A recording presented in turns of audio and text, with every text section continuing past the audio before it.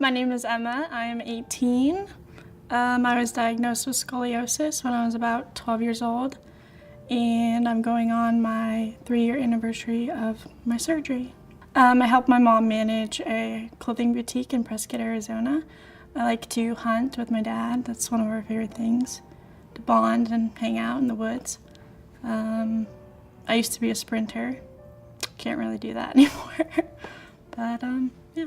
Yeah, she was active, normal kid, participated in sports. We owned a daycare business, so she was one of the helpers at the daycare, just, typical average young girl. And then when she was maybe 12 or 13, she was having some back pain. And so I just started with like basic back pain that I was uncomfortable with, and so we went to a chiropractor, and he tried to put me in orthotics to make my feet level.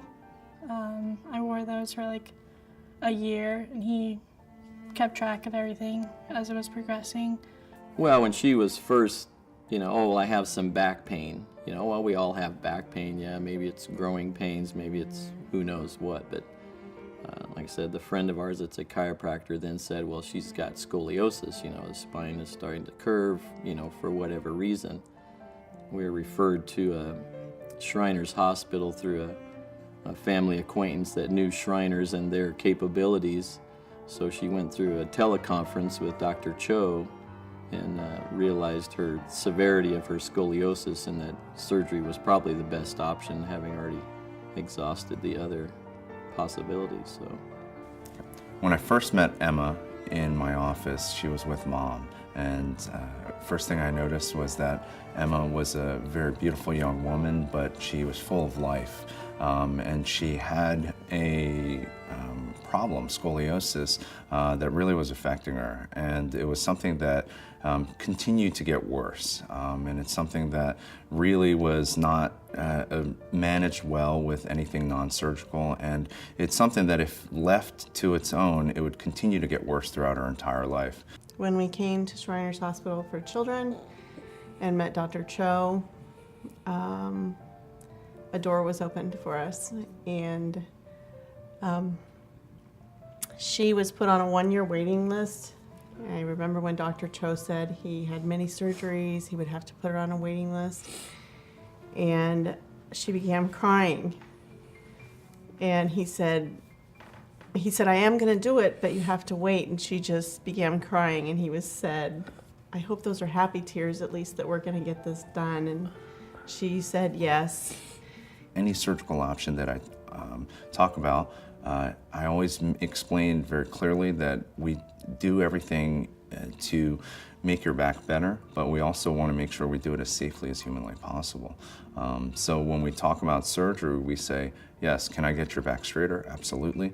Can we keep it straight for the rest of your life? That's our goal. And then also, will I be back to myself after surgery? And my goal for every patient is to go back to whatever life they were having before, and hopefully even improving on whatever they were doing before. When we talk about the surgery itself, we talk about the implants that we use. We use metal screws and rods to help hold the spine straight. And then we also talk about the use of donated tissue. I tell my patients that the bone that we use some bone that has been donated from other people to help your body fuse your bones. they did the surgery starting early in the morning. It takes anywhere from 5 to 7 hours, and the people here took great care of her. She's in intensive care for 5 to 7 days after surgery, and they get her up walking like within 12 hours of surgery, and just progressively got better, had no real complications after that. After my surgery, I feel great. I'm able to do the things I like, to exercise and run and fish and hunt, and pretty much anything I want to do now, I'm capable of.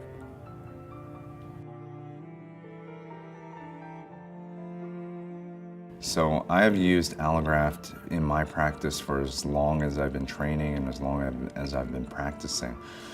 What the use of graft and allograft in particular allows me to do is it allows me to get a higher rate of fusion. It allows me to achieve my goal of getting a spine straight and keeping it straight for life for as long as possible with the least amount of complications possible. And as far as donated tissue, I think that's the ultimate gift that you can give to anybody. After you have no use for your own tissue, say a bone or organs, that tissue can be something that can save many other lives, that can impact so many other people so profoundly. And I really think that that is the most incredible gift that you can give to anybody in your own life. We were able to come as a family to the One Legacy event for the Rose Parade.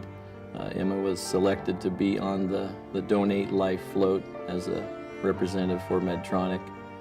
It was a great experience for the whole family, and then you see the whole aspect of organ and tissue donation, not just from the recipient side, but from the donor families, and everybody comes together as one big family, regardless of whether you're Medtronic or a recipient family or a donor family who's lost someone and was able to donate those organs and tissue to save lives, and it's a great program for everybody. We have an older daughter who's in college at NAU. She is in health and wellness for her degree, and she is just not sure at one point where she wanted to go with that degree until we went to the Rose Parade event that we were honored to do, and a light bulb went off. You could just see it, that what she wanted to work with One Legacy or Medtronic or Donate Life and be a part of that organization and in that field, because it has touched our family so closely, and she just wants to help other people. The quality of our family's life would not be the same without organ and tissue donation. It changed her life, it changed our family's life, the quality of our life across the board. Stay in there. We have a score! Our goal for organ and tissue donation is just to educate as many people as we can and let them know how important it really is.